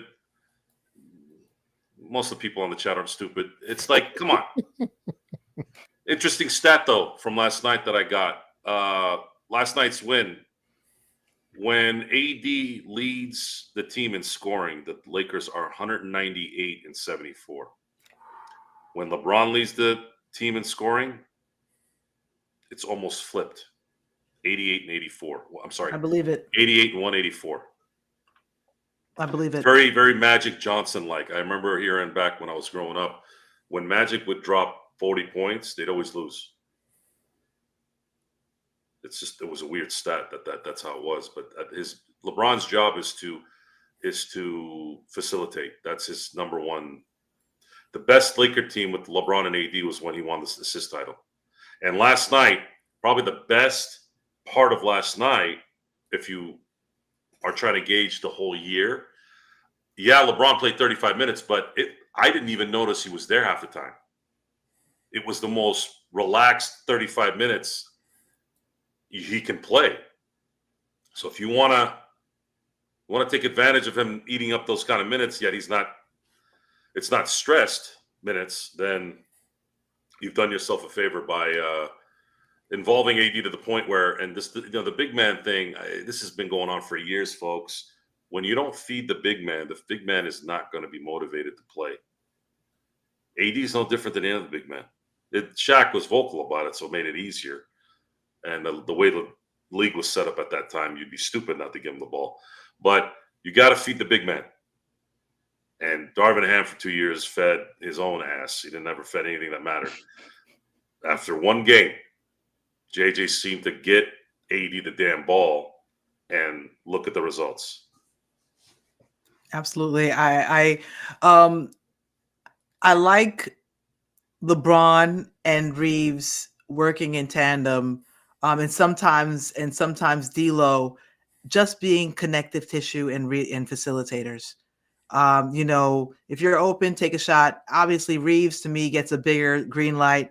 Bron is going to do Bron things whenever he, decides to do it, but definitely he should be taking more of a, not specifically role player, but the top role player. If he was going to be a player in the pecking order, definitely it should be AD. It should have been AD for the past couple of years, transitioning to that situation. But at the same time, I don't think it's not that AD didn't want to take the keys. I feel like it was the organization wasn't setting him up in the position to work in the way that they are working right now. I loved the fact that he only had 16, and I only saw maybe 2 or 3 times where he tried to go ISO ball and it didn't work, and he ended up having to pass it out and let someone else cook. And I felt like the more he realizes that if we work in this system, it just might work, and you actually might get yourself to the goal. You might get yourself to the goal that you're looking for and just be a complementary piece. He needs to start thinking of himself as a complementary piece rather than the focal point. Before we head on out and before you give everyone the update on what you're doing at your awesome channel, CallMeNakomi, which I have subscribed to, and hopefully you will out Thank you there very as much. well. Want to go ahead. This is a major part of our discussion here each and every time out is the bench, which was one of the least productive benches in the league last year. Came in, we thought we had a lot of good pieces that Rob had filled, but unfortunately didn't work out to be the case. With that, there's more of a spotlight because AD and LeBron are getting 1 year older. LeBron is closing in on 40 and AD is closing in on 32, if I'm not mistaken. And with that, more minutes, how much you're going to rely on them. So our bench is now becoming a more prominent as far as how good or not so good they'll be this season, which will dictate a lot of how successful the season will be. And one of those bench components is Max Christie. Yes. And Dalton Connect. Max Christie, depending on who you ask on this show, not us, because I said he might be rotation player at some point down the line, but not yet. Joe, Stone, Hansen, and John Costa have called him, like Bronny, not an NBA player. Dalton Connect in that first game, really in the limited minutes that both players got, really got the upper hand over Max Christie. But Max Christie was still called upon first. throughout the preseason and in that first game. Your thoughts on this dichotomy between those two? Because I think ultimately you're going to have to choose one. And when Vando gets back, and if JJ wants to run his vaunted 9-man rotation, he is going to have to commit to one. And for us, it has clearly been Connect. I'm going to wait, but the potential of Connect is great right now. It's likely that he will take over as the main bench substitution ahead of Max Christie. It's just what it is. Max Christie's had 2+ years now to show something, but he's not capable of being a rotational player in this league. It's just not in the cards. I'm sorry, his talent isn't there. Connect is a Bogdan Bogdanovic cloned in terms of physicality, and he has elevation. He has a kind of a personality that is going to work. If he works hard, I mean, he puts in the work. This guy could be a borderline all-star, but he's going to have to work and work and work. A lot of guys don't work like that. A lot of guys will kind of just do their thing, have a niche, still get paid, and go about their business. Unfortunately for the Lakers, they need a massive gem here. They almost need a third star from him so that they don't have to go get it. It's not likely that he'll be a third star. It'll be too late by the time if he was to get there. But it would be nice to have him in 3 or 4 years being that guy if they can continue to do what they've been doing for years. And that's if they lose a star, they can go get a star. But the CBA right now it's just making things much, much harder, especially with these super max contracts. I don't know how anybody's going to leave their teams if that's on the table. Nakomi, what are your thoughts on the Max Christie debate that we are constantly having on the show between Max Christie? Because there are certain members of our audience that are really behind Max Christie, and then there are others, well, most of us, that are more behind Dalton Connect. So I when Max Christie was drafted, I saw him as being more of a defender than an offensive player. And I feel like he did grow into being more of a 3-and-D player. Last year, he showed himself to have a bit of a ability to make that open shot. When the ball's being swung around or they kick it out to him, but it didn't really seem as though he was the create your own shot kind of guy. So I think that I at least I personally look at Max Christie as offensive upside, limited offensive upside, but more of his value is in the defensive end, which unfortunately or fortunately is something that we actually need. And we have him to fill a role in that, to be our designated, guard defender, in probably most of our games coming up when we have a guard or two to have to worry about. Now, I felt like definitely Darvin Ham should have played him more last year, so we can have a little bit better of a picture of what he could be offensively. In the most that we really saw him, or what he could show, that what he could do was in the summer league prior to last the year prior to last year to this year's summer league, last year's summer league. He showed at taking that number one role over Jalen Hood-Schifino, which obviously didn't show much either. So he looked like a Rolls Royce compared to Jalen Hood-Schifino's Camry, right off the top. So he definitely looked like he was a lot more polished, and I was hoping to see him grow in the next year. But Darvin Ham must be one of those coaches who doesn't believe in playing young players, or maybe he just didn't see in Max Christie, like Joe doesn't see in Max Christie, the what he could be. But I do like to see to give rookies that opportunity or young players that opportunity.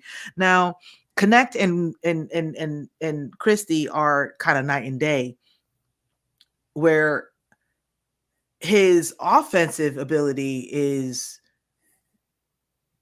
I mean, honestly, I kind of see it as ceilingless in this NBA that we have, because if you have three, will travel. You know what I mean? I mean, as far as I'm concerned, Connect and Austin Reeves should basically be on this team for the next 5 years, the next iteration of the Lakers.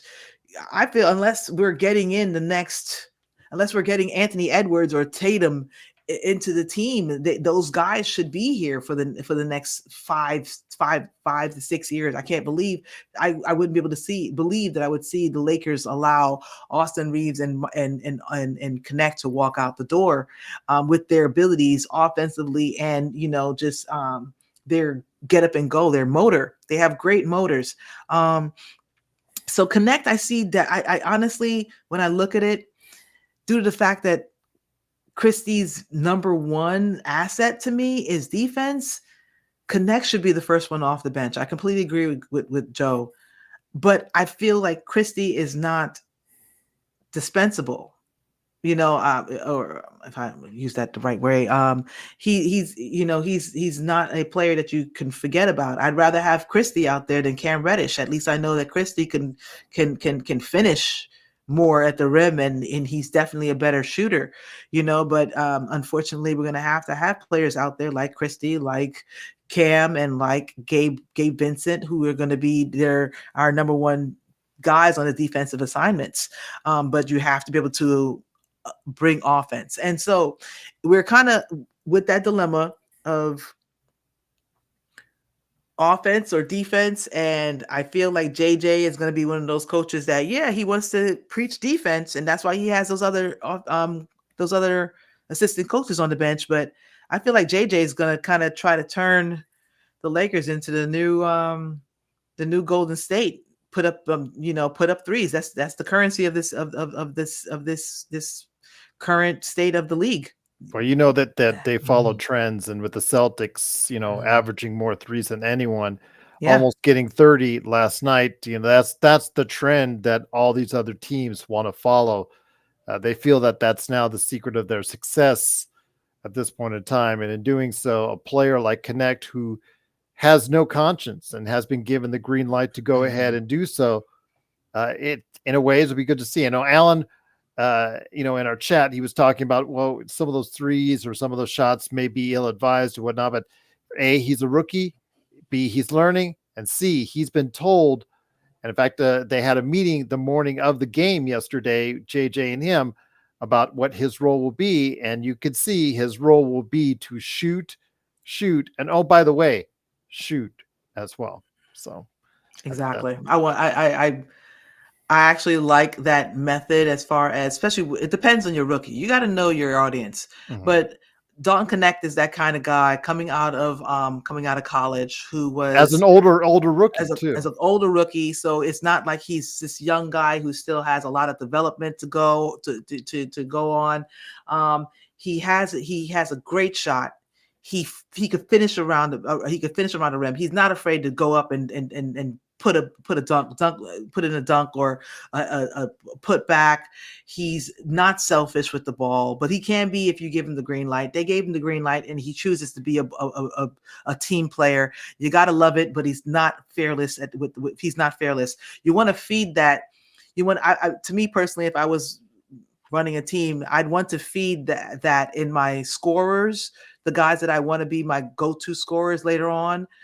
Feed that confidence first, and then you pull back on the leash a little bit. When you're ready to really funnel that energy into what you need him to do, do that later. Right now, he's young. Go ahead. What do we have to lose? It's pretty much kind of the Lakers season is kind of house money. Not a lot of people have a lot of expectations about it for us, except for the Lakers, the Laker fans ourselves.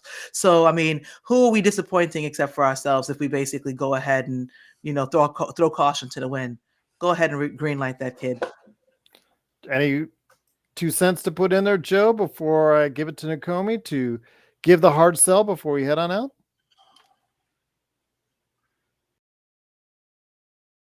I'm going to gauge this another week. I don't Okay. think. I think the Lakers are going to play this to win. I don't think they're going to allow anybody to suck. I don't think so. That time is gone. If this is what the result's going to be, I just don't know yet. I think Laker fans tend to take one game sometimes and go one way or the other, depending on the win or loss. I'm still not gonna. If they open up the first 4 games 3-1, I'm gonna be much better than I am now. But it's still, you gotta wait. This is about winning championships, and right now they're not winning a championship this year, according to what's going on. Something has to come their way, talent-wise, somehow. And the numbers and the rules don't show that it's going to happen. Even if Rob wanted it, he's already put this in a situation where you can't really do anything. There's no flexibility. They would need to get extremely lucky somehow, and I have no idea how to. I don't know what kind of luck would need to happen for that to happen. So just let this. They always said, "Let the game come to you." Right? I'm letting this season come to me. Let me see what's going on. I've already gone scorched earth enough during the summer. I was happy to kind of calm down a little bit yesterday because winning just feels good enough to where you can do that.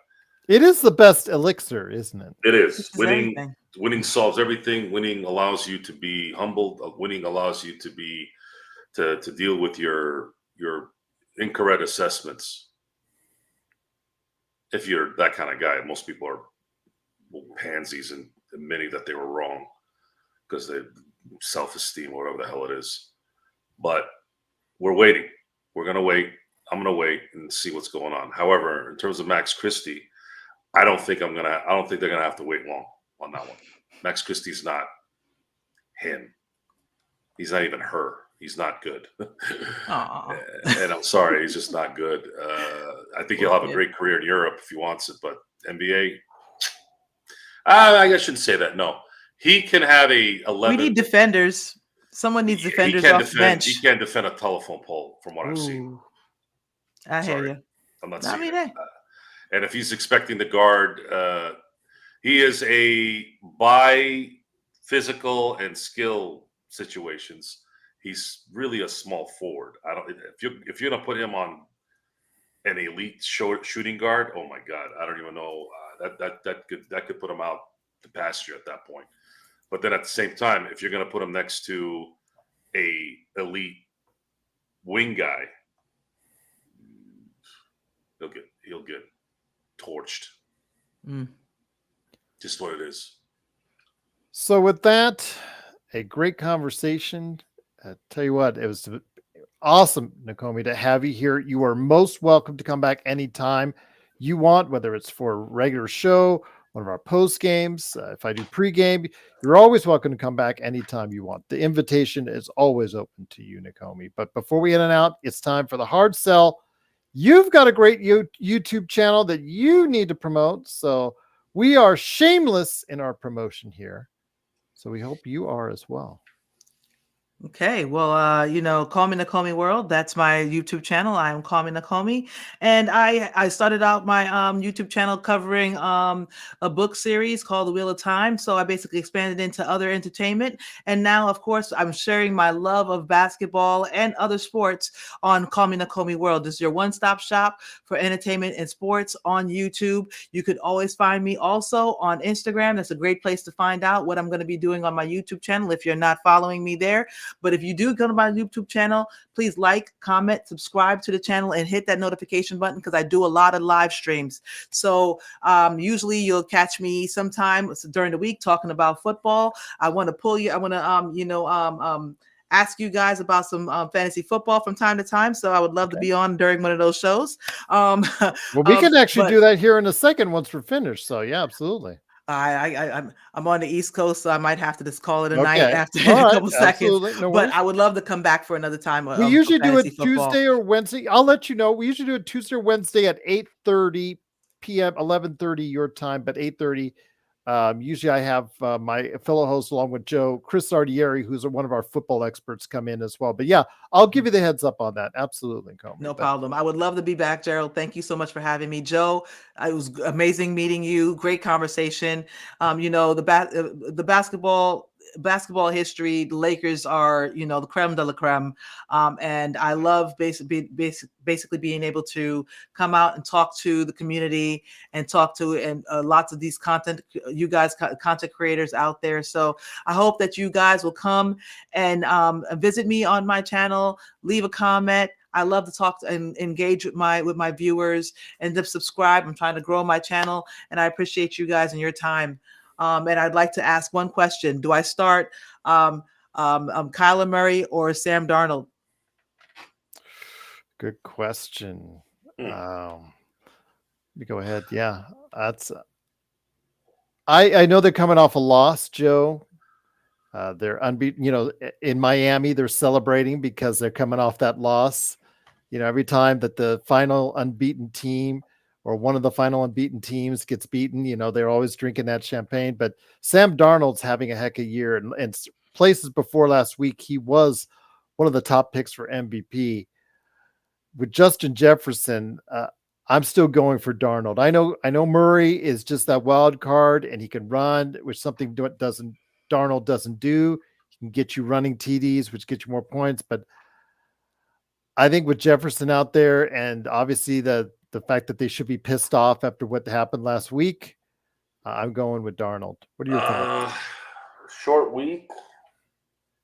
On the road, I know they're not playing a tough team, but yeah, that's another reason why. I might need That's a good question, Nakomi.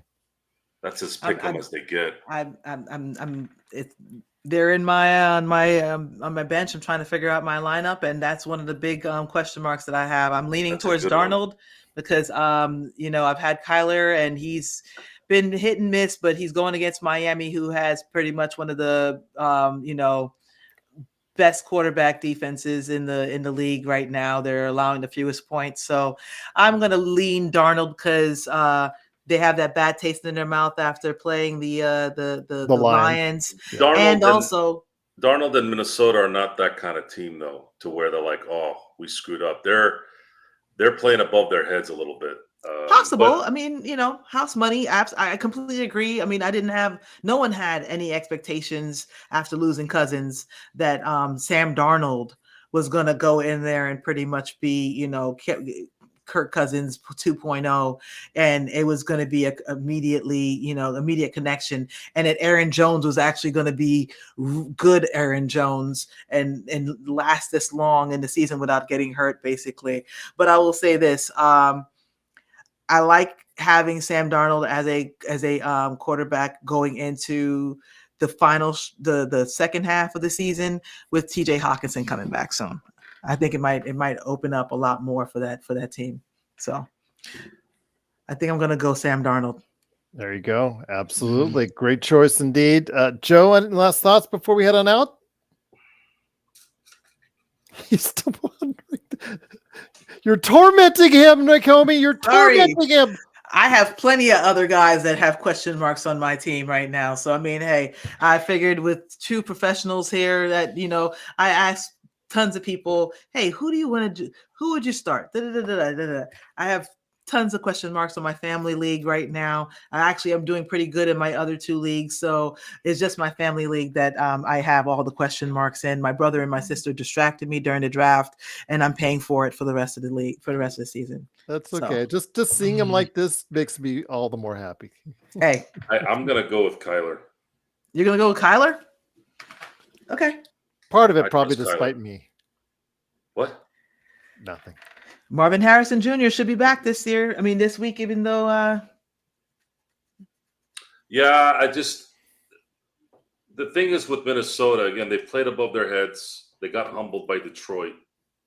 Darnold is having a good start, but a lot of times when you get this surprise performance by someone who hasn't played well in his career consistently, now the tape starts to accumulate. And people start finding out the little the little intricacies on how to get to someone, and usually a loss like this kind of brings you back down to earth. It teaches people the formula, and it's a short week. It's a That short too. week. Typically, offenses don't play well on short weeks. Yeah, So that's why I'm saying play it safe and go with Kyler Murray. that's what I've been doing all season, but I need that. Go with your I- instincts. If you I think hear Darnold's the guy, go with it. Because That's then what if you're I'm gonna do. wrong, it was your first instinct. It doesn't matter. And I'm fine. It's all right. It is what it is. It's my league that I'm pretty much losing, and I'm holding on for dear life to try to be in the playoffs. So, thank you guys. Appreciate your time. I really Yeah, let appreciate me know it, if you guys. want me to come on the show anytime. Same here with me as well. Let us know, Nakomi. Heck We're yeah, here to build appreciate the that. community. Yep, Thank you so much. absolutely. Really appreciate it, guys. I really appreciate your time. I will definitely reach out to you Great. guys. You did fantastic, by the way. You're great. We're Thank going to you so close much. it out here. It is Call Me Nakomi World. Go The ahead. channel's Call Me Nakomi World, yes, but you could call me Nakomi. Well, no, that's what I'm saying. That's what I'm saying. Subscribe today Yes. to that channel, Call Me Nakomi World. Yes, It is Call Me Call Me Nakomi World. Nakomi. Please go ahead and support her today at Call Me Nakomi World. Make sure you follow her social media. Make sure you go ahead and like her videos, subscribe, and tell her friends. Tell your friends. Tell everyone's friends that you like and subscribe to Call Me Nakomi, and also as well us here at the Lakers Fast Break Good job, Gerald. Podcast. Good job. Shut up, Joe.